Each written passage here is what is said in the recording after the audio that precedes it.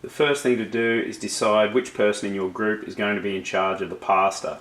You need to fill up a large saucepan 1/2 to 2/3 of the way with water and put it on high to boil. Make sure it's got a lid on it.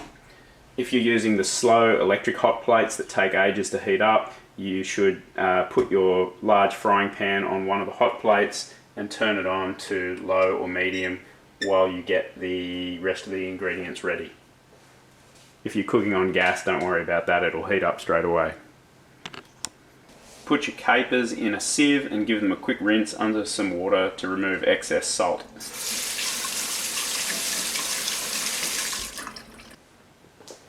Time to prepare the garlic. Chop off the root end of the cloves. Then you can crush them with the side of the knife. That'll release the skin you can peel off. And then just finely chop it. When your water's boiling, you can put your spaghetti in. Be careful not to burn yourself. Put the lid back on. Now whoever is in charge of the pasta has to make sure that you don't overcook it. Keep checking it. You might want to give it a little stir occasionally to make sure all the ends are in the boiling water.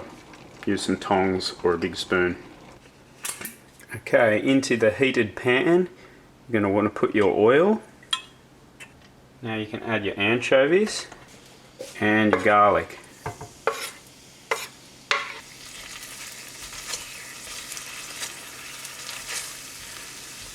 Now some people are going to freak out about anchovies, but they're just a savoury, salty flavour, but more importantly, they act as a texturing agent. They sort of thicken the sauce. And you're just going to cook this for 1 or 2 minutes.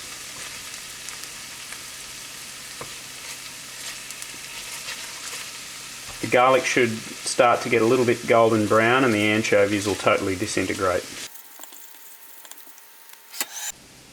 That garlic started to get a little bit of colour now, so I'm going to put in some more ingredients. Got my chilli. I didn't have dried chilli, so I'm using fresh chilli, but it doesn't really matter. I'm going to add the capers.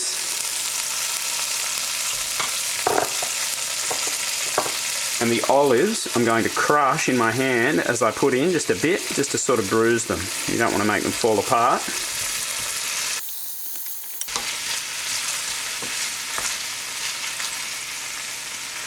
We'll just leave that all there to keep cooking for a minute or so.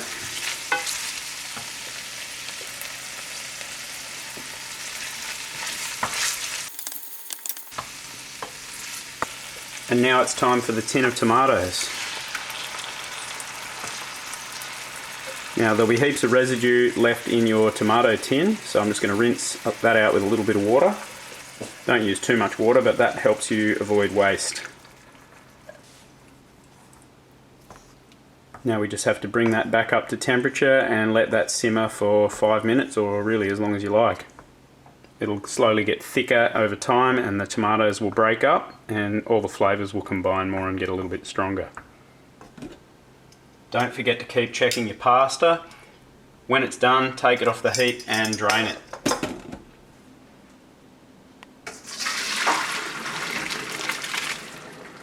If your pasta is ready before your sauce is, you can just put it back in the still warm saucepan and sit it on the turned off hot plate to keep warm. Just make sure your hot plate isn't going to burn the pasta on the bottom of the saucepan.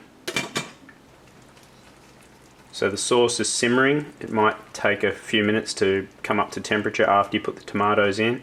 You'll probably need to increase the heat a little bit. Okay, so my pasta's ready, the sauce is done. You really have two options to put it together.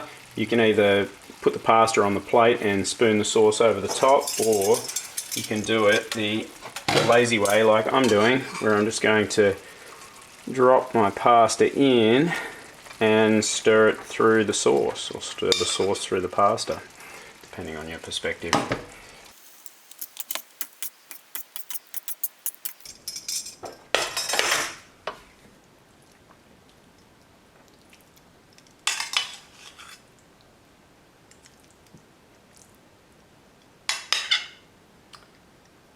And there we go. A little bit of fresh parsley or basil goes really well with this. So it's a really useful recipe to know because none of the ingredients require refrigeration. So it can be all things out of the pantry, great for camping, great if the power goes out or if there's any other sort of minor disaster. It's a really handy thing.